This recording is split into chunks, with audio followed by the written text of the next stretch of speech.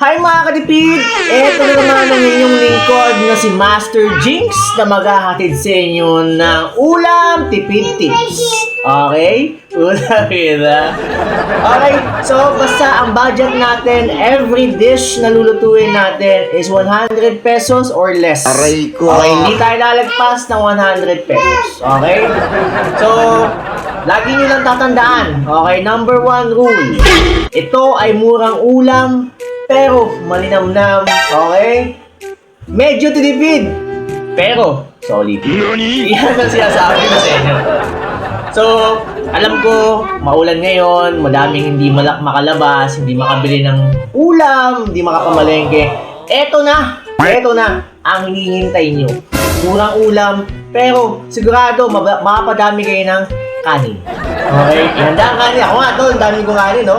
Okay? So, ang ating dish for today is shrimp paste or tender shrimp paste. Okay?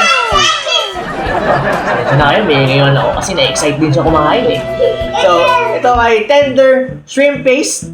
Okay, yan ang dish natin for today. Gina, mag-hi ka na. Hi! Hi! Hi ka muna! Hi! Hi ko! Dungis. So, ayun. Tender with shrimp paste ang ating dish for today. Sigurado, hindi nyo to alam kasi ngayon ko lang siya diniscover. Ngayon ko lang siya ipapakita sa inyong mga viewers ko. At sana, at sure ako, may enjoy nyo tong dish na to. Okay? Na, for sure. For sure. Okay? So, kanin ang ating madaming kanin. Kasi mapadami yung kanin. Tapos sa ating namin ay tubig lang, tol, kasi healthy living muna tayo. Bawal muna ang soft drinks.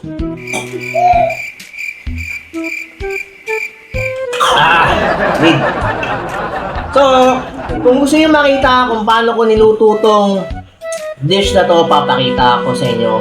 Ngayon, okay to, panoorin nyo na.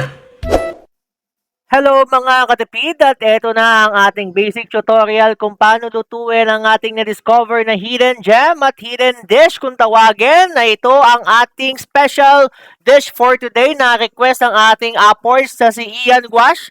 Shoutout sa'yo, tol! Eto na, pinagbigyan ko na yung request mo. Sana ma-enjoy mo tong ulam na bago kong natluto para sa'yo. At unang gagawin nyo lang, tol, ang kukuha kayo ng bagoong. Ito ang ating bida sa ulam na to. Pagtapos niyan, lagyan nyo ng asukal para pambalanse ng lasa para hindi tumabang o umalat at hindi kayo magkasakit sa bato, mga ina nyo. Pagkatapos niyan, ilagay nyo na ang basic tender juicy para malasa.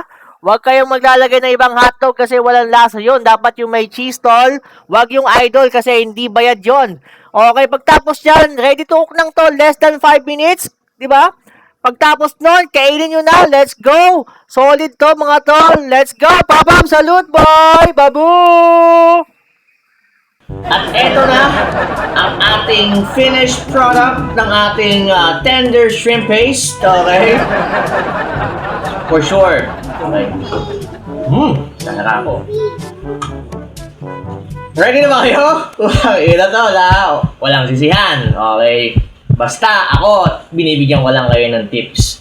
Kung araw-arawin nyo to, problema nyo na yun. Basta bandang huli, ayoko lang makirinig kung, Master Jinx, bakit ka nagbibigay ng mga murang ulam tapos ang sasarap? Nakalayo ko ng ganun, Brad. Okay. Na-request nga pala to ng ating kumparing si Ian Guash.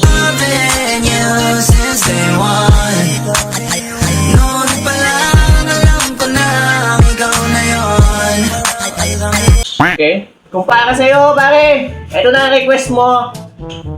Tender shrimp paste. Piningin mo pa ako dito. Okay. Ito na.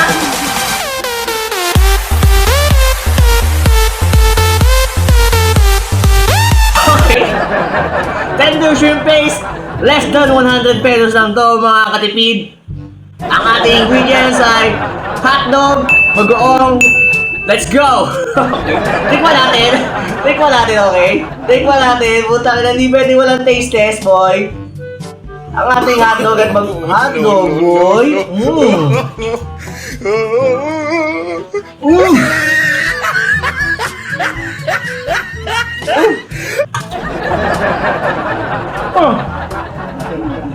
tol.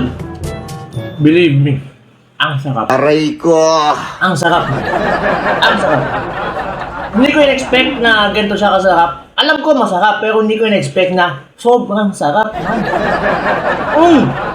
Like, comment, and follow sa ating page para sa future ulam tipid tips, tol. Tama, madami pa akong pasabog. Madami pang parating na mas mura na mas masarap.